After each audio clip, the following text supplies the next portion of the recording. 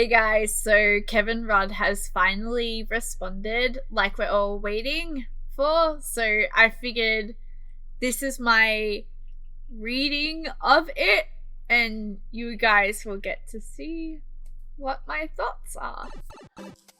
Politicians need thick skin. From your first day as a candidate, you should anticipate frequent public confrontations with aggrieved constituents, ear-splitting protesters, brash journalists, and obnoxious commentators. It comes with the territory. When I was Prime Minister, the media would frequently camp outside my home, stake out my electorate office, and throng my local church on Sundays. I even once found a reporter lurking in the pew behind me, apparently trying to eavesdrop. John Howard copped similar treatment, most notably on his morning walks, and managed with great dignity. The ABC's political comedy troupe, The Chaser, followed both of us around the country for months, involving us in increasingly bizarre stunts. In short, every politician is followed around by folks that they don't like. But I never considered asking counter-terrorism police to round them up on stalking charges as New South Wales Deputy Premier John Barilaro has done. Barilaro is currently suing sharp-tongued comedian Jordan Shanks Markinova over a series of videos accusing him of corruption on his YouTube channel, Friendlyjordies. This is Barilaro's right under the defamation law. The comedian says he will prove the truth of his claims against the Deputy Premier, who proudly calls himself Pork Barilaro. We await the trial.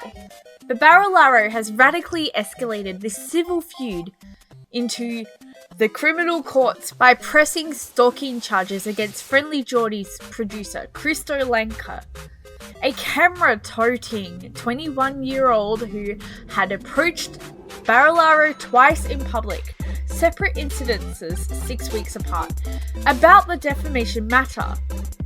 Within a few hours of the latest incident on June 4th, the New South Wales Police Fixated Persons Investigation Unit, the outfit that deals with this suspected lone wolf extremists, were diverted from other duties to arrest Langker at his suburban home. The footage of the arrest is distressing, involving a scuffle that reportedly injured his mother and dog. Langker's lawyer, Mark Davis, himself a Gold Walkie winning journalist, has described the arrest as a shocking abuse of power. Nicholas Cowdery, QC, the state's director of public prosecutions for 16 years, questioned why the FPIU was involved when Langker was not threatening possible terrorism. Having watched the footage myself, I find it disturbing. What's more, the account relied on police is alleged to be riddled with false claims about Langker's behaviour that are not borne out on video. I will not preempt the outcome of the Langker's case, but these events raise broader questions about what the future holds for the media, for powerful individuals, for the police, and for the public at large. The threat to free speech is clear. While he awaits court, Langker's bail conditions prevent him from even commenting on the Deputy Premier's appearance or behaviour. He is effectively gagged. He's not even allowed to possess a photograph of the Deputy Premier. These are extreme constraints on an individual who is presumed innocent. All freedom-loving Australians should be chilled to the bone. Professional journalists should take special note whether or not you approve of Friendlyjordies style. It is always irrelevant, often abrasive and sometimes obnoxious. The substance clearly includes elements of journalism. They inquire into matters of public interest and publish information and opinions about them. If this gag is the consequence of approaching a minister in a public place twice in 2 months, It's legitimate to ask what sanctions await the media workers who linger outside their homes and offices. What about those who obtain the private phone numbers of public figures and bombard them with unsolicited calls and text messages? Forget the chilling effect of civil defamation laws. If daily journalism becomes a question of criminality, we all suffer. Depending on the outcome of this matter, the nation's rich and powerful may test any new principle to its limits.